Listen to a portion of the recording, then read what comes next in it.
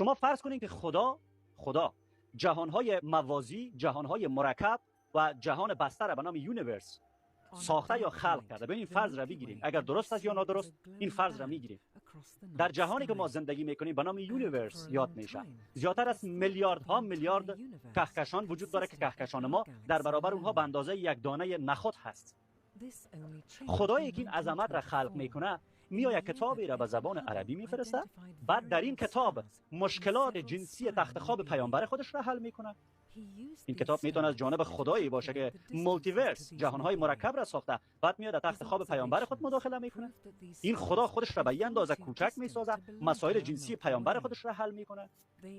خب مثلا سوره تحریم 12 تا آیت داره. 12 تا آیت سوره 66 قرآن هست. تمامش حل مشکلات جنسی محمد است. چون چیکار میکنه؟ محمد در رخت خواب همسر خود، در رخت خواب حفصه دختر عمر ابن خطاب با کنیزش سکس میکنه بدون اجازه همسرش، در حجره همسرش.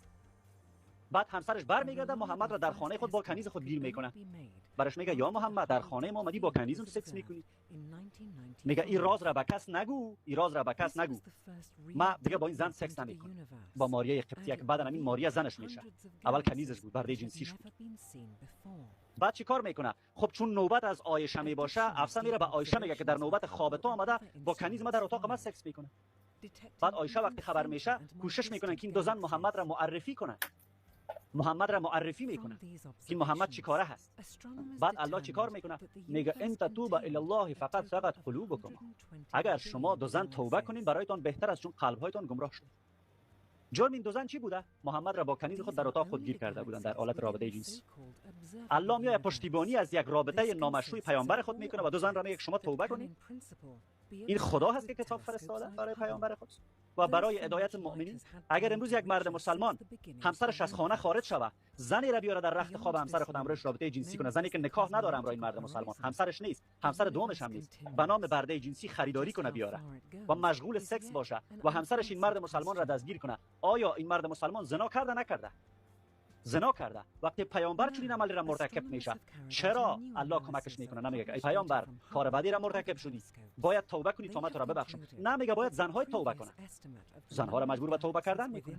زنها میگه باید توبه کنن. شما فکر میکنین بعد از این آیات که این کتاب را خدای خالق جهان فرستاده، خدایی که اقیانوس ها را آفریده، کهکشان ها را آفریده، خورشید را با این بزرگی آفریده، که می آمد از موضوع جنسی خانوادگی پیامبر خود مداخله میکرده و این را کمک میکرده.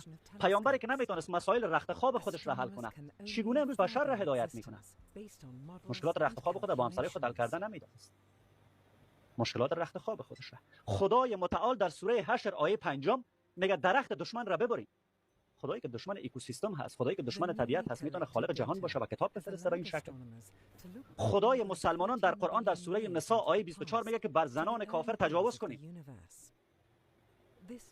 بر زنان کافر تجاوز کنید. میگه زنانی که اسیر شما شدن بر اونها تجاوز کنید بدون نکاح. نکاح اجازه ندارید. فقط همین که شما میگیرین اونها را به نام ملک یمین، یعنی به زور بازو. ملک یمین، یمین واژه راست معنا میده. واژه یمین راست معنا میده، دست راست. میگه زنی را که به زور بازوی راستتان گرفتین بالایش تجاوز کنید. نکاح هم نکنید. نکاح وجود نداره با برده جنسی. دینی که زن را برده میسازه، خدایی که زن را برده میسازه، خدایی که زن را رنج میده، خدایی که در سوره بقره آیه 230 میگه اگر زنتان را 3 بار طلاق دادید باید با مرد دیگه سکس کنه تا با شما دوباره ازدواج کنه. مسئله محلل. کدام مرد با غیرت با وجدان اجازه میده یا میخواه یا میل داره که زنش در خدمت جنسی مرد دیگه قرار بگیره تا به این زن حلال شود؟ راه دیگه این خدا نداشت. این خدا راه دیگه ای نداشت این زن را به یک شکل دوباره برمیگشتن به شوهری که دوستش داره. مثلا شما عصبانی هستین با زنتون، جنگ کردین، قهر کردین، میگین طلاق هستی، طلاق هستی، طلاق هستی 3 بار یا 3 بار طلاقش میگین متواتر 3 جلسه. بعد شما بخواید دوباره همین زن را با خودتان یک جا بسازین، باید با مرد دیگه رابطه جنسی داشته باشه، با یک شب در خدمت مرد دیگه قرار بگیره، بعد بیاید با شما رابطه زناشویی خود را ادامه بده. خدای خالق جهان هست. یک کتاب را یک انسان نوشته که آنچنان هم رحمی بر زنان نداشته، رحمی بر انسان ها نداشته. شکایت ما از صدها مورد قرآن همین 2-3 تا مورد است. چرا سوره نساء آیه 24 گفته بر زنان مخالفتان تجاوز کنید؟ زن مخالف جرمش چیه؟ شاید شوهرش مخالف باشه، زن چرا باید بالش تجاوز شود؟ آیا تجاوز نیست؟ آیا اگر گروه مخالفی بیاین مردان مسلمان را بگیرن بالای زنانشان تجاوز کنن، بگن این کتاب ما از جانب خدا است، مسلمانان قبول میکنن که کتابشان از جانب خدا هست؟ عدالت داشته باشیم. ما که عقل داریم، شعور داریم، مهربان هستیم، انسان هستیم، خرد داریم. سپاس.